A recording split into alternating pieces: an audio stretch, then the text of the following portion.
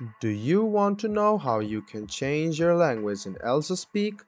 If yes, then this video is for you. Hello and welcome to AI Basics. It's your host back again with yet another interesting tutorial video. In this video, I'm going to teach you how you can change the language in Elsa Speak. Go ahead and open the Chrome OS browser on your PC and search Elsa Speak.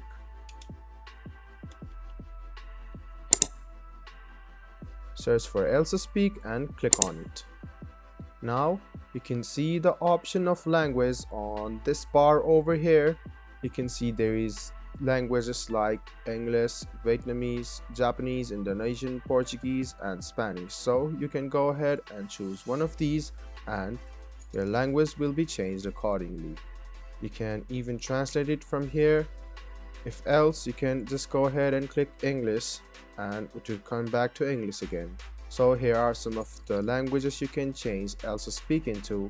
So this was it, guys. I hope this video was helpful for you. If you still have any kind of confusion, please do mention us on the comment section down below.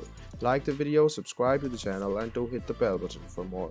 Hope to see you in the next video as well. Until then, goodbye, take care and make sure you enjoy.